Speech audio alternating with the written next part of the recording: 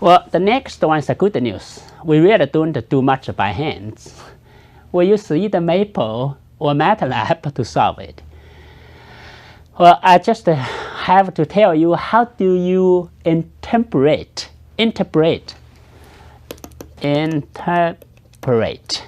the result. So translate the result. So in this third example, I have this matrix.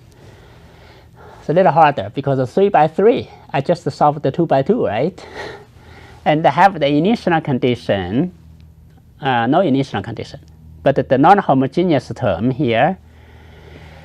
And this command, all you need first, use this with DE tool, just to give you all the package of solving differential equation. That's how you load the package. Once you load the package, you define your C is a matrix 3 by 3 like this. Okay, you can do anyway. You can just write the C as this. 1, 2, negative 1, 0, 1, 1, 0, 9, 1. That's another way. And then you call the solution of this system to T. So what you get, this is the fundamental solution set. Why is the fundamental solution? Because I don't have this. So it's the homogeneous solution. If you want to solve the non-homogeneous one, same. Define the B as a vector of 3 row, 1 column, like that. And you call the same name, C, B. B is the right hand, BT, and the T. That T is the variable. You need to tell the computer. So your solution, the same here. The fundamental solution matrix is right here. And this one is the non-homogeneous term, we call the XP, right? So the Maple give you this solution, you need to interpret it as this. The fundamental solution matrix times C1, C2, C3 add this XP. The solution by superposition principle equal the homogeneous solution at one particular solution. Okay, that's one way to solve it. You got another way to solve it. Use the so-called dissolve command. Use the dissolve command that you can do this way sometime, depend on the version. Again, you get the coefficient, nonlinear term. This time you have an initial condition. The best way, I think, is using the definition first. You call it ODE equals dx over dt equals y plus z plus expt,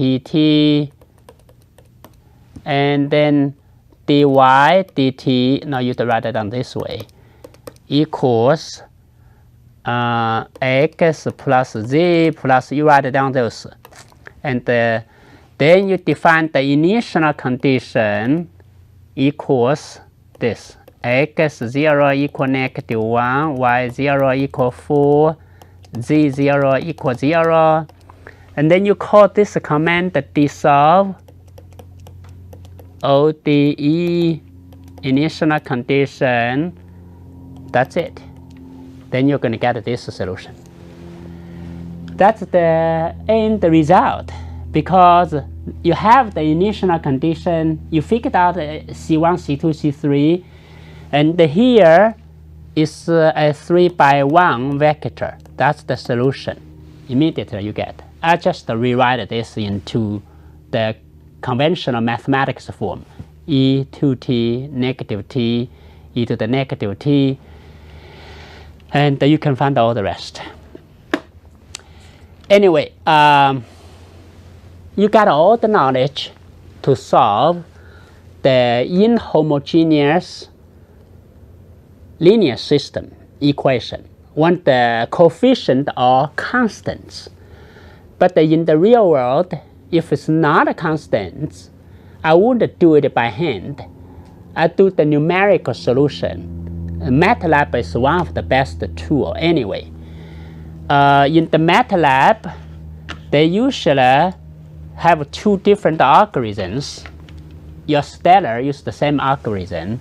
One is the Euler algorithm, another one is the Runge-Kutta algorithm. Runge-Kutta 2 and the Runge-Kutta 4. Those kind of algorithm typically will do the numerical solution. Usually they call it ODE23. I forget what this name. The very strong, powerful package to solve it numerically. The bottom line is we know it always have a unique solution. If it have a unique solution, all you need to do most of the time is approximation. That's good enough. And we are not going to go to the MATLAB for the ODE, but we instead use the Stellar with the simulation. That will be easy to learn and much more to offer immediately. So in the next lesson, we're going to go to the high order systems. Just like we actually solved the second order. That's easy. All we need is introduce a new variable, change it into a first order linear system. You solve exactly the same way. So as a price, you introduce more variables, then they all guarantee first order. And as just to remind you, the example I showed to you, it's oh, here you go. It's really second order. Second order, by introduce the V, I change into the first order. So even you skip next lesson, you know what we are talking about. But the focus now for the next lesson we changed. Go back into modeling, verification, and validation. Thank you for your participation, and I would like to stop here today.